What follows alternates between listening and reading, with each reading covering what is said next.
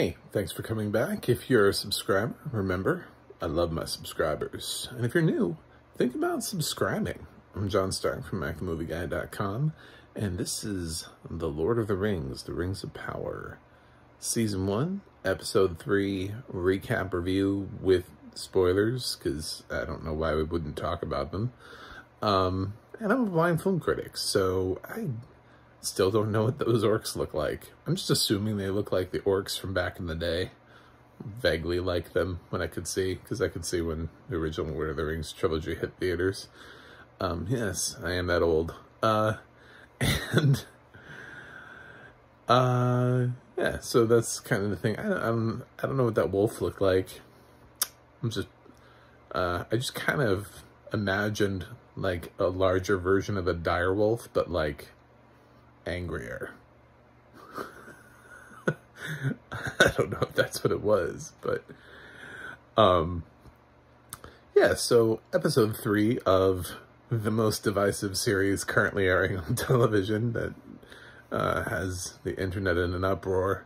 We can't decide if we want black people to be in Middle Earth. We can't decide if we're okay with a black Ariel. We can't decide if there can be black Jedis, and we're just making lots of choices on the internet in certain circles, I suppose. Those people can just go figure out their own lives. You don't have to watch it if you don't like it.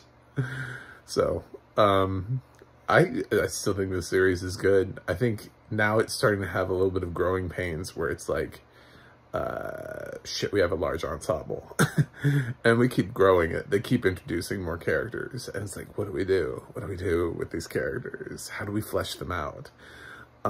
Because they keep expanding and they keep walking and traveling. What's even more expansive than like the first season of Game of Thrones, where the budget was limited, so they didn't know Game of Thrones was going to be a hit, so they kind of stuck them to this. There was kind of a core cast, you know what I'm saying? Like, they didn't travel all the hell all over the place. They had like ensemble characters, and then they had like featured characters, and they jumped sort of between, I guess you could say, like the 3 main households at the time, with maybe a glimpse at some of the other stuff, but it was pretty focused. Here we're jumping a lot between Galadriel. We didn't get to see her elven homeland this time around.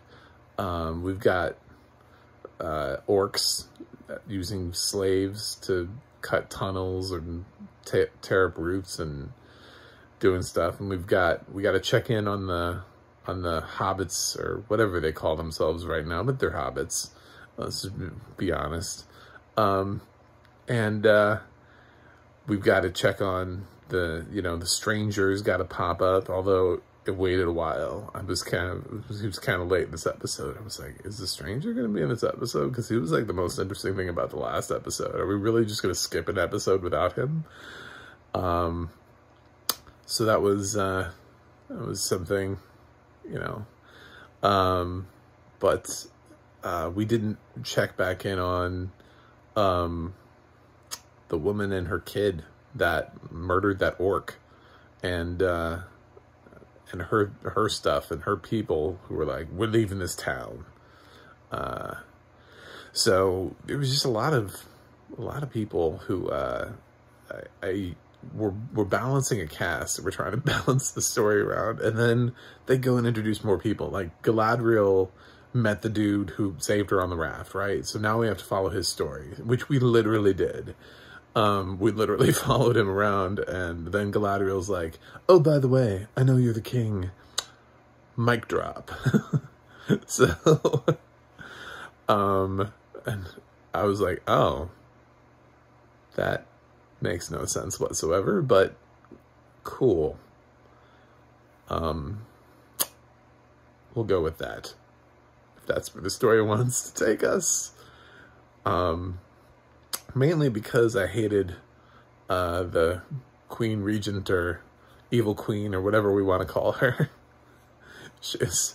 she was like aggressively nasty, like upon it, like just immediate, you know, like Galadriel's like, I just want to leave. And she's like, no, you shall not leave.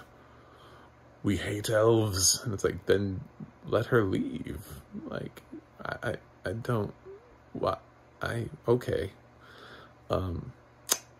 Cool. Anyway,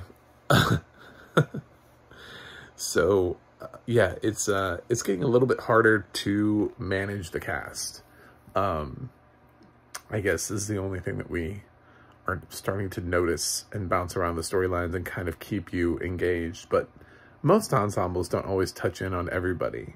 So that glimmer, that perfection that they had sort of in the first 2 episodes, the reason why they put those in theaters, it was kind of missing from the 3rd episode. Not that the 3rd episode was bad, but it's just that the first 2, I think, had like extra special TLC put into them, and the 3rd episode was just kind of like, all right, now we're standard TV show. We're not going to keep putting our episodes into theaters.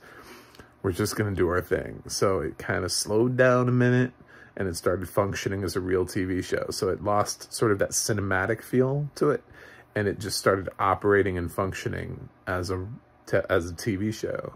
There's nothing wrong with that. It's just when you start out guns blazing, you know, full throttle, and you're throwing in all these huge set pieces, and then you step down, and then like the biggest set piece in this one is probably that wolf, I'm guessing, was probably the most visual effects, unless they just used CGI for like an entire city or something like that. But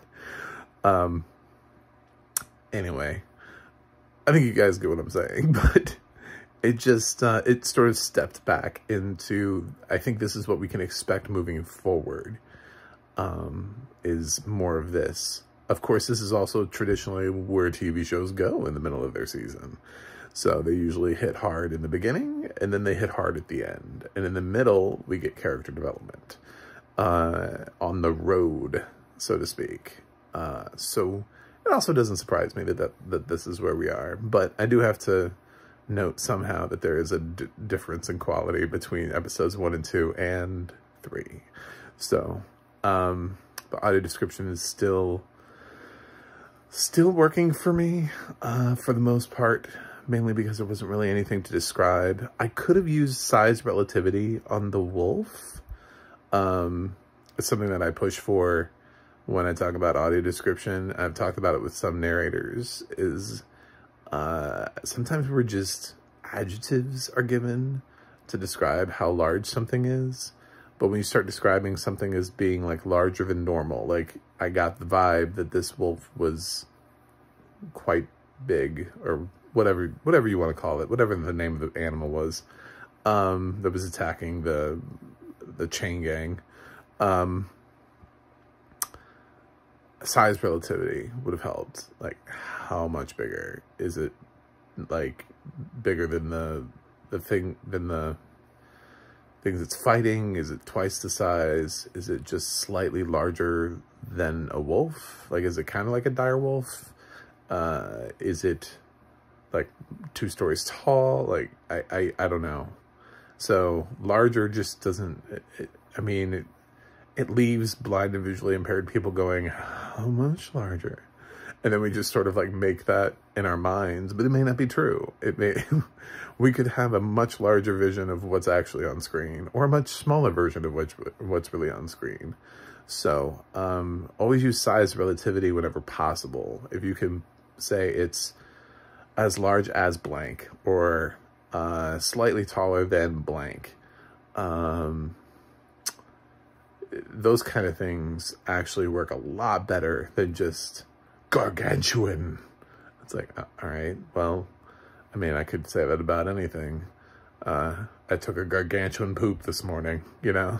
Like,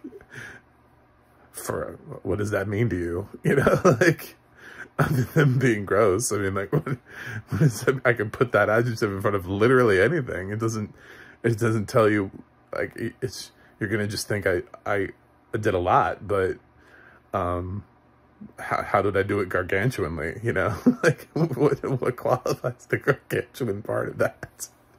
You know, crossing the street felt gargantuan today.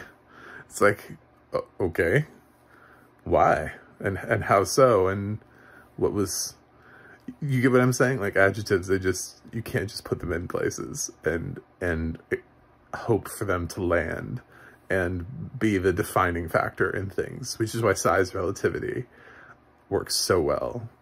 When you say something is how much bigger it is than something, or what is it relative in size to? If it's twice as tall as something, then say it. It's twice as tall as blank. Anyway, that's enough on size relativity. I talk about that enough in my reviews, if any narrators ever watch these videos. But that's it. So I'm going to give this episode of The Rings of Power an A-. Like I said, I feel like we slowed down a little bit to get in there. And also, I kind of just didn't buy the king thing. Just to be totally honest, I didn't think that was well set up. I think Galadriel just came in and was like, I'm going to give this series a mic drop moment just to give it a mic drop moment. I never got a vibe from him that he was fleeing his fiefdom or whatever. There's nothing about him that rings. I am a king, should be a king, was a king. Was next in line to be a king.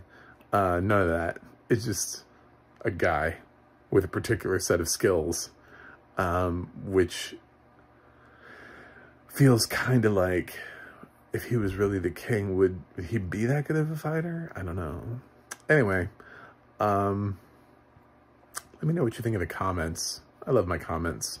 And you can always check out my website, macthemovieguy.com, for more reviews. You can go to the audio description project, adp.acb.org, for more titles that have audio description where you can watch them, and also the adna.org, where you can go and look up and see who's narrating what. It's like IMDb for narrators. They're not allowed to be on IMDb credited as what it is that they're doing. The teams of audio description, for some reason, so they had to crowdsource their own website, because they deserve to be credited and known about. Anyway, so that's it for me. I'm going to go review something else, and I will see you next week with another review of The Rings of Power, and I will also see you on the other side.